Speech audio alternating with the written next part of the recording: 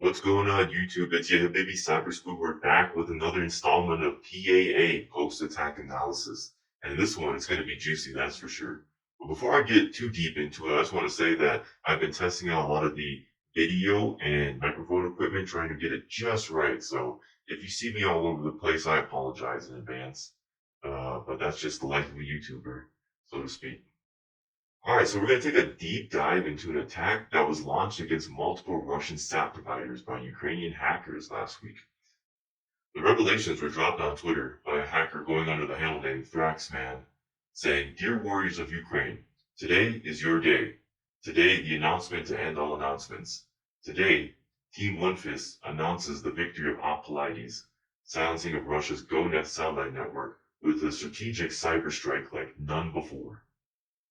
The hackers claim that GoNet's CRM database contained 97 client names, even though the satellite network focuses its customers-facing website on commercial partnerships with fishing and logistics companies. It apparently also services state and military organizations. A lot of these companies do not acknowledge that they use the system. Approximately half of the users were missile and space technology related, Thraxman said. So apparently, there were some connections to FSB and other military assets who were using the satellite network.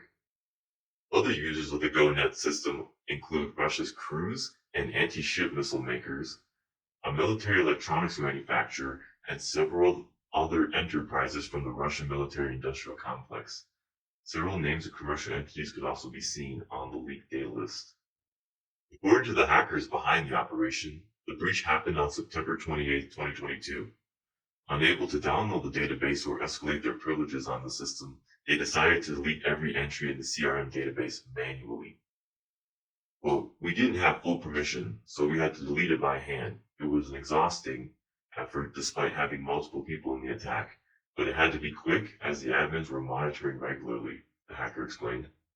The hackers claimed to have completely destroyed the CRM database, which in effect should have meant registered users could not access the system, but added that GoNet's administrators restored access to it on October 4th, almost a week after the attack.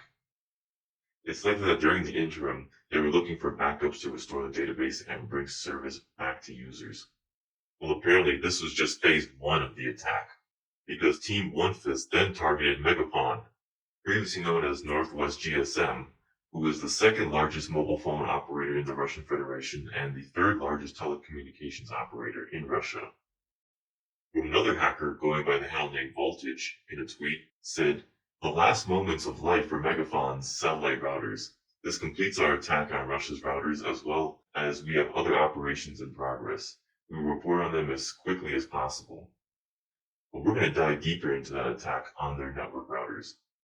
Here we get a deeper picture as to what occurred exactly during the attack. Walter says Havoc took the lead role in demolishing these ground stations, which were carrying high amounts of cellular traffic to 2 satellite constellations. We developed a poison config for both, knocking them out. As we see here, we took our time to understand the vulnerable settings that could affect to ensue the network would stay down.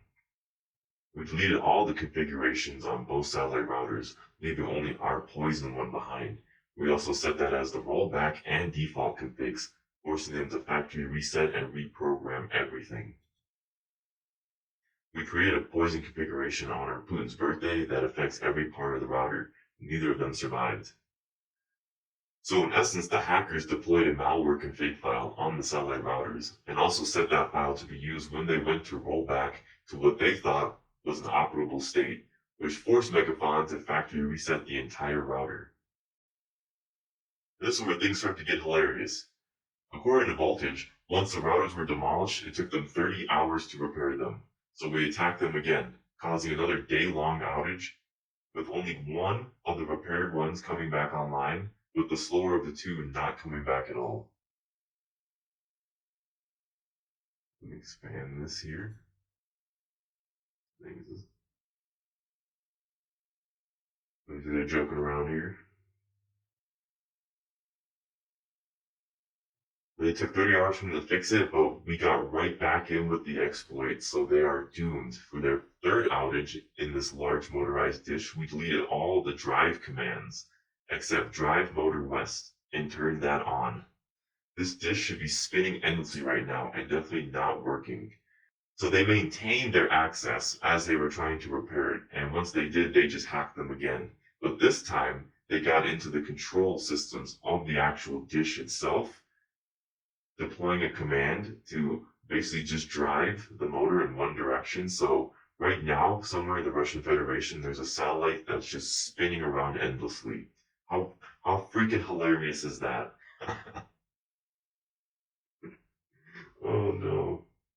The hacker collective dubbed their program as the One Fist Twist, saying, for the dish to make sure that the orcs know who it was that had beaten them, this dish is now dancing to our music. Hopefully the motor will burn out quickly. Apparently, from what I can ascertain, they did this attack 3 times and broke the system in a way that is not easy to repair. So yeah, I bet Putin's having a was having a great day when he found out that he lost a couple satellite networks due to hackers. This just goes to show you the facade of Russian cybersecurity invincibility has seriously eroded since the illegitimate war in Ukraine began. Yeah, that's probably quite literally the most Russian thing I can think of. Just this giant satellite transceiver just doing dances to Cheeky Breaky right now. But in conclusion, one can say that quite a successful attack was launched against Russia. The hackers found multiple exploits and used them to great advantage.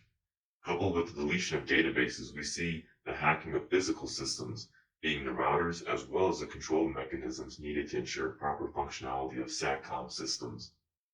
The true extent of the damage may not be known for quite some time. However, any damage that was sustained will likely have an exacerbated toll due to the fact that Russia is fast becoming one of the most sanctioned nations on Earth, and the availability of replacement components is becoming an increasing stress across numerous domains, including IT infrastructure. Plus, many of the talented minds who could repair such a system are likely fleeing the country due to forced mobilization. That's all for this video. I hope you liked and enjoyed it. If you did, please hit that like button and subscribe and stay tuned for many more of these analyses as the domain of cyber begins to really take off. Have a good one. Peace.